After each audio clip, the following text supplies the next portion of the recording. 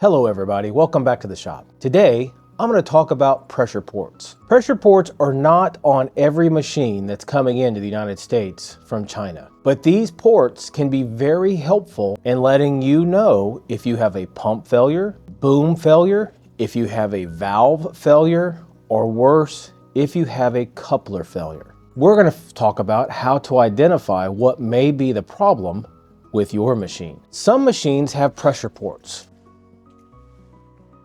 You'll find them, hopefully, in a place that's easy to get to, like on this Kimron XTL30. These pressure ports are consistently found on Kimrons, on the KKT A27s by CFG Industrial. I believe you'll also find them on the VMang machines. If you happen to be a direct owner, Dean Sun did a video with the XC1100 where he not only showed the pressure ports, but then said that all new XC1100s will include pressure gauges. Now, for those of you that don't know what a pressure gauge is, let me show you. A pressure gauge is exactly what it sounds like. It is a gauge specifically designed to measure the hydraulic pressure in the lines of your machine. Not just mini skid steers, but every hydraulically operated machine on the market. This particular gauge setup I bought online from Amazon, but it's a Vevor brand gauge set. What this offers me are 3 different gauges. The gauges are oil filled. This one measures all the way up to 6,000. This gauge measures up to 4,000.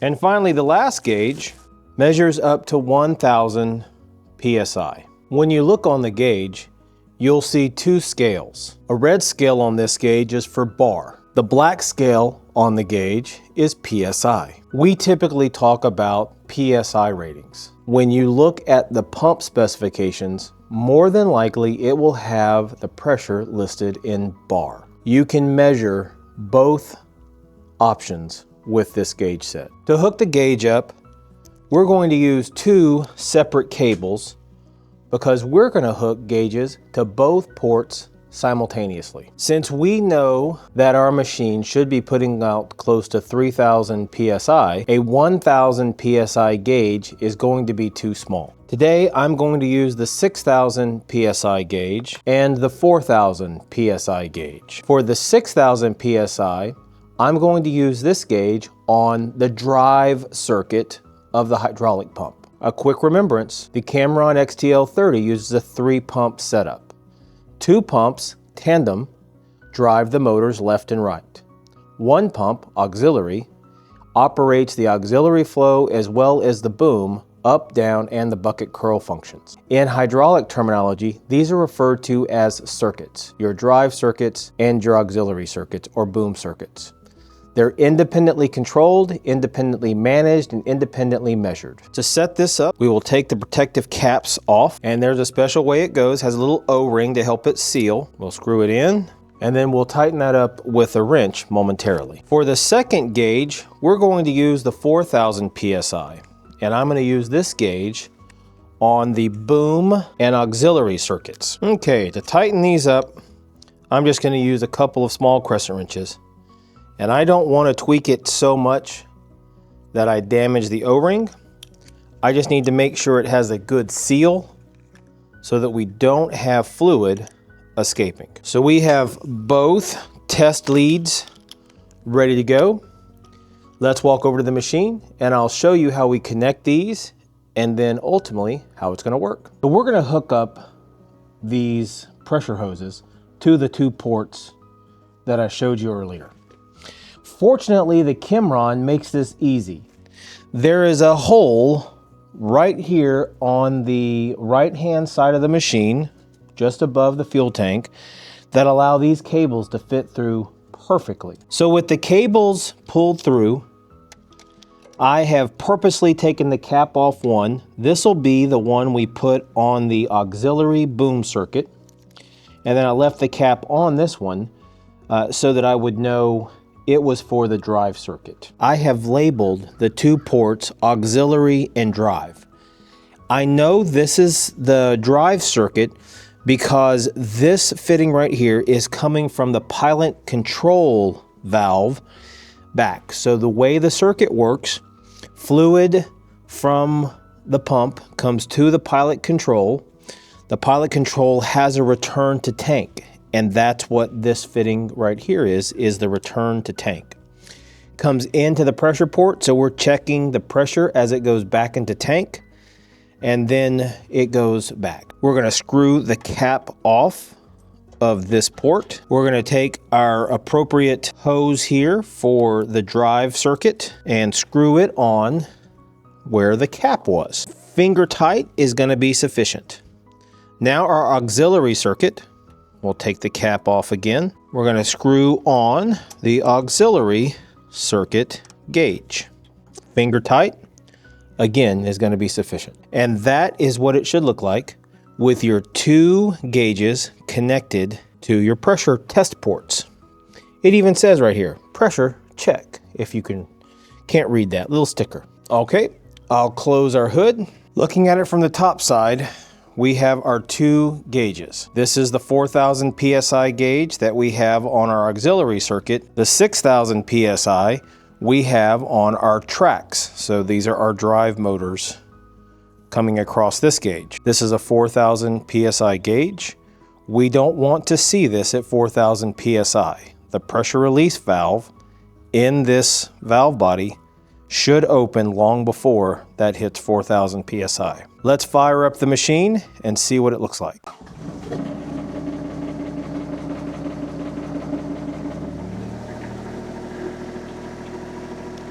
You would think that you would see pressure on this gauge. These systems are designed to have zero pressure unless a function is being done. So watch the gauge and we'll raise the boom.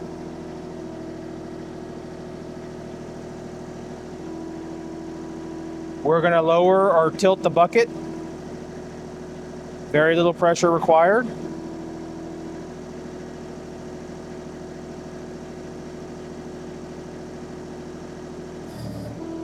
Now watch what happens right there. We got to the top of the stroke. The bucket can't tilt back anymore. See that pressure build up? The engine bogs down. It got almost all the way up to 2,500 PSI. When you're not performing a function, there's no pressure on the system. The oil, hydraulic fluid, is flowing without any restriction. That is exactly what you want. If you have your machine sitting at any RPM with no function being performed and you have pressure on your gauges, there's a restriction in your system somewhere. This is what optimal looks like. No restriction, no pressure. The only time we're going to get pressure is when we're going to lower our bucket. Do you see it go up and come back down? Inside the valve body, there's a point that's adding restriction, and then there's the float down where it comes all the way down, and we were passing that area. Let's go up.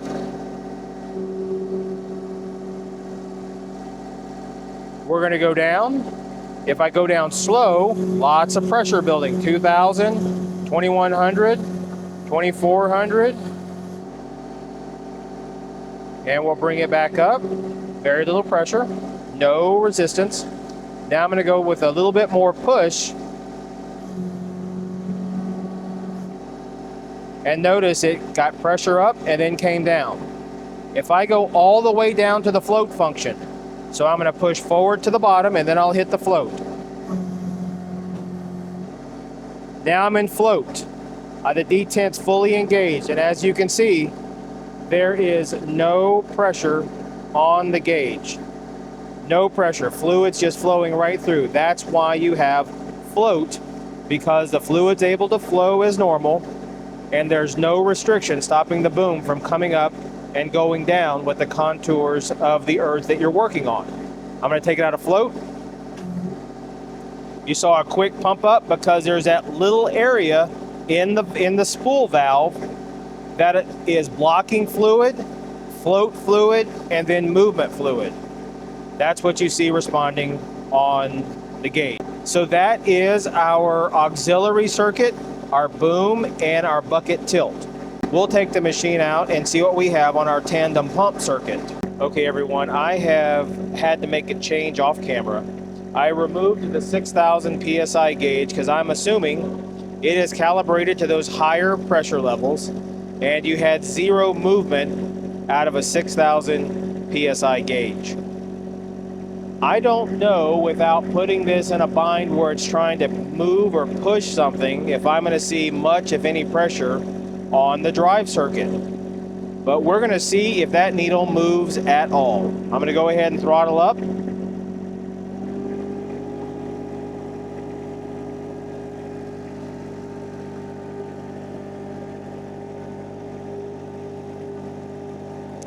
We have no real movement out of that. This system is flowing efficiently. It has barely come off of zero. And I don't know, without getting into something to push against, if I'm going to see any pressure build up, because the fluid's flowing from the pump through the system back to the tank with very little restriction. Okay everybody, so here we are back in the shop. Now, whether you say that was eventful or uneventful, you would be right. The 6,000 PSI gauge was too much for the drive motors, meaning they don't generate enough pressure just with forward and backwards motion to register on the gauge. The first gauge that I thought was a 1,000 PSI gauge is actually a 10,000 PSI gauge. It was calibrated, you didn't even know there was any pressure, just not enough to move the needle. The 4,000 PSI gauge barely moved on the drive motors, but you could clearly see movement for the raising, lowering, tilting of the bucket. That part of the system you could see on the gauge. If I had a 1,000 PSI gauge, I think it would probably register on the drive motors. But there's just not enough pressure with standard motion for it to have any real restriction in the system. The pressure you're measuring is the restrictive pressure when the circuit is activated. I hope this helped you some. I hope it let you know what those two ports are for. I hope you now know how to hook up and use a gauge set. And I hope that this helps you understand what to expect if you measure your pressure, and more importantly, what you shouldn't be concerned over when you measure your pressure. Seeing nothing on the gauge in an idle situation, not a problem. Seeing very little pressure when you're operating your functions is actually pretty good too. You should only see that pressure build when you get under heavy operation. And then if your pressure relief valves are working accordingly, that should kick in and immediately lower your pressure back down. Well, thanks so much for joining us today. I appreciate you stopping by. If you're not already a channel subscriber, hit that subscribe button. Don't forget to hit the notification bell and forward this to a friend. Leave a comment. I'd love to hear from you. What would you like to see next on a video? Have a great day, and we'll see you on the next one. I appreciate you stopping by. If you're not already a subscriber, click right up here. I'd love to have you join the channel. YouTube thinks you're really gonna like this content. Probably something you've been looking for. And if you wanna see the playlist of my favorite mini skid videos in action, click right here. Thanks so much. Have a great day. We'll see you on the next one.